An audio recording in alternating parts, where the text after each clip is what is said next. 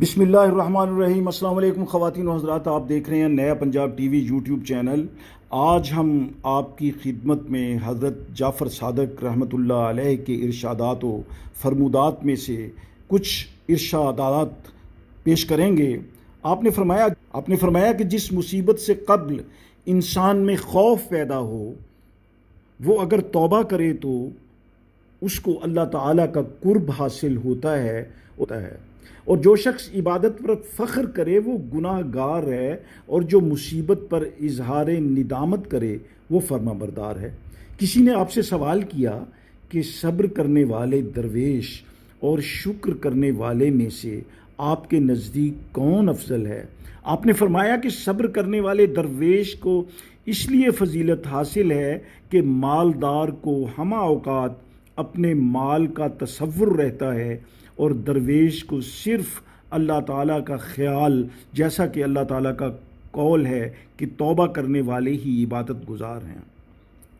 آپ فرماتے ہیں کہ ذکر الہی کی تعریف یہ ہے کہ جس میں مشغول ہونے کے بعد دنیا کی ہر شے کو بھول جائے، کیونکہ اللہ تعالیٰ کی ذات ہر شے کا نعم البدل ہے۔ حضرت امام جعفر صادق رحمۃ اللہ علیہ نے فرمایا کہ مجھ پر رموز حقیقت اس وقت منکشف ہوئے جب میں خود دیوانہ ہو گیا۔ فرمایا نیک بختی کی علامت یہ بھی ہے کہ عقل مند دشمن سے واسطہ پڑ جائے۔ فرمایا کہ 5 لوگوں کی صحبت سے بچنا چاہیے۔ اول جھوٹے سے، کیونکہ اس کی صحبت فریب میں مبتلا کر دیتی ہے۔ دوم بیوقوف سے، کیونکہ جس قدر وہ تمہاری منفعت چاہے گا اسی قدر نقصان پہنچے گا۔ سوم کنجوس سے، کیونکہ اس کی صحبت سے بہترین وقت ضائع ہو جاتا ہے۔ چہارم بزدل سے، کیونکہ یہ وقت پڑنے پر ساتھ چھوڑ دیتا ہے۔ پنجم فاسق سے، کیونکہ ایک نوالے کی طمع میں کنارہ کش ہو کر مصیبت میں مبتلا کر دیتا ہے۔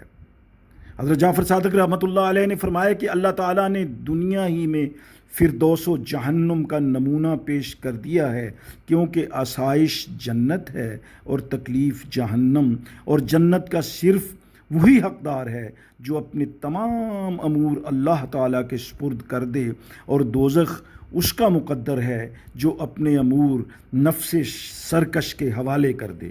آپ نے فرمایا کہ اگر دشمنوں کی صحبت سے اولیاء کرام کو ضرر پہنچ سکتا تو فرعون سے آسیہ کو پہنچتا،